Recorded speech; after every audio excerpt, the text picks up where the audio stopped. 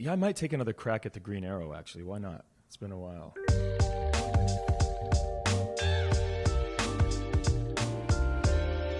I'm Tiffany Taylor for The Hollywood Reporter here at San Diego Comic-Con 2024 with Justin Hartley. Thanks for joining us. Of course, yeah, fun. I love walking around and seeing people, excited about things that they love, and it's a big love fest, isn't it? It is, and we're talking all about Tracker here today. Season 1 saw Coulter Shaw track down so many different people and solve all these cases. Did you have a favorite case and episode from Season 1? My wife was in episode 6, I think, so that would be my favorite one. But you know what? They were all so different. I mean, in terms of, and one of the things I love about our show is the way the writers, they basically take every episode and turn it into sort of like its own movie, kind of, right? Which I really love. There's this underlying storyline that you get these little nuggets from episode 1 all the way through the end of the season and probably through the end of the series. But you can also kind of watch episode 6, for instance, or 8 and really enjoy that from top to bottom without having to watch the entire series as well. So we've hit, I think we've hit both of those things. We're firing on all cylinders over here, I think, hopefully, and in season 2 we have a lot more of that to come. So we're excited. What was it like working opposite your wife and playing sort of these, enemies? In a Yeah, way? I know.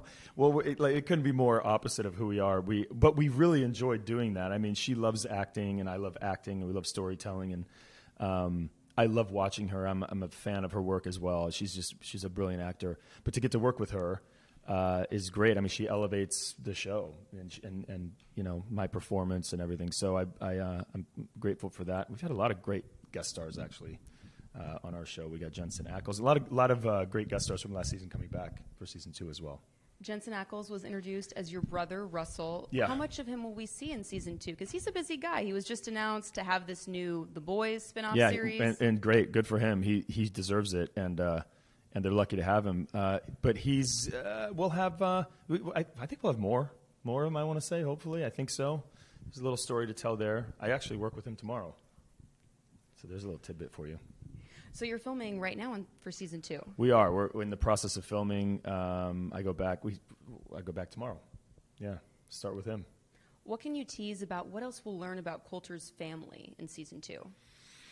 Well, in the end, at the end of last season, we hopefully will unpack that box quite literally. What was in the box, right? The box that my father left behind. So there's something in there. There's a reason why. Dory had it and didn't show it to Coulter. There's all of this stuff that Coulter thought about his father's death, that tragedy, and how that had to do with sort of like it was interwoven in the family, and his brother was responsible for it, has kind of been tossed on its head now, and Coulter's sitting there going, wait a minute, so for all these years I've thought this about my brother and my family, and now maybe I was wrong. So we have to unpack all of that, and I think we can get deeper into the storyline about or what I would like is to get deeper into the storyline about the estrangement between he and his mom, what that's all about. What can you say about how this realization will change Coulter in season 2? It's like a bit of an ego check, isn't it? I mean, it's what he does for a living, and he's very good at it, but yet this thing right in front of his face, it's almost like he was too close to the Matrix, he didn't see it, and he's just like, oh, wow, I didn't realize this was happening. He was dead wrong about all that stuff, so... and there's also this idea of trust, right? I mean, people keeping secrets from you inside your family is never really a comfortable place to be. But that's where he is. But it's intriguing and it's fun to watch. So that's what we're doing. I wouldn't want to be in his position, but I'm happy to play the character. It's such a fun show to watch, and Tracker has done so well in the ratings. What do you think it is about this show that's really resonating with audiences? I'm kidding. No, I have no idea. I think that it's, look, Ken Olin and I had this idea for a show, sort of like a throwback show, but with like a sort of a contemporary modern character vibe to it. And we have the right writers, the right studio, the right network. It's a huge team effort. And then we got people to watch it, and they're loving it, and they fell in love with the character. I think I've never seen really a character like Coulter that does what he does. I guess there's, how do I describe this? Like masculine energy without being aggro. He's all heart, you know what I mean? And I don't know if we've really seen that in that way. I know that's the kind of character I like to watch, when I'm watching movies and TV. So it's just been a dream. And the fact that Ken and I thought this would work, we hoped it would work, was something we really wanted to do. And it did work is really quite humbling, but it feels great. I love that people are enjoying it. Since we're here at Comic-Con, I have to bring up the fact that Smallville fans still remember you and loved you as the Green Arrow. You were at Comic-Con last in like 2009, 2010 That with sounds Smallville? right. That sounds right, yeah. Something like that. What do you remember from that time?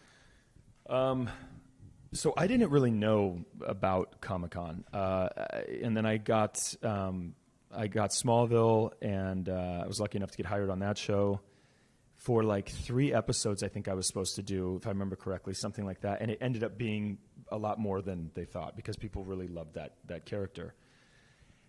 I didn't know anything about that world. And so when I got the job, I was like, I would love to, that's awesome, I can't wait. And then it dawned on me that I don't know anything about that world. So I was just like, I sort of, from people sending me, but also I just went to comic book stores and I would just buy all of these comic books about this character and try to find out the backstory. And I read everything. And then I was like, oh, this is a really great world. This is absolutely like real life, except just in costumes. And then to come here and to see just the fandom is unbelievable, and it's grown every year. And I remember being a little overwhelmed, and I remember just thinking, wow, this is so cool that people have found something safe that they can escape into and really get behind and they just have fun with their lives. It's amazing. And when you walk around the streets and at the convention center and all that here in San Diego, it's just everybody. And there's no pushing show. I didn't see any anyway. It's packed full of people that are just happy to be there. It's really wonderful. It's all good vibes, really. It's great. So now we're going to do a quick rapid fire with this. Okay. The Wolverine popcorn bucket. Oh, wow. Okay. I say yes to everything. Okay. Yeah. So just stick your hand in there and pull out a question. I might have to turn upside down. I got big mitts. I can help you hold it. All right. You hold this. I'll try to get my hand in there. I might have to see if I can get one. Your hand's too big. You're Yeah, the I first can't fit person my to hand have in this there. problem. Yeah, can't fit my hand in there. Can't fit my hand in there. Yeah, I don't know how we do that. Here, I'll go like this. I'll pull one out. Yeah, you pull it out, and I'll answer the question. How about that? Yes. You have little mitts. You can get your hand in there. And you're just too brawny. It just happened overnight. I don't know what happened. If you could have one superpower, what would it be? Oh, man, one superpower, what would it be? I'd probably choose something simple because I don't, I wouldn't want to know people's thoughts. I'd probably fly. Something simple, like flying. Yeah, I'd fly. That'd be cool. We'll do a couple more. Okay. There's only one in there. There's just a couple. Who is the most iconic voice in an animated series that comes to mind? Ooh. Well, Homer Simpson, I guess, right? Would be probably, Homer Simpson probably would be the most iconic. Yeah. Or Bart. I mean, all of those guys, yeah. And one more. Is that the wrong answer? No, that's a great answer. Somebody else gave me that answer earlier today. Okay. So it's a popular one. All right. It's been around forever, so. So it's classic. It's iconic. Yes, iconic. And last one, if you could cosplay as one character, who would it be?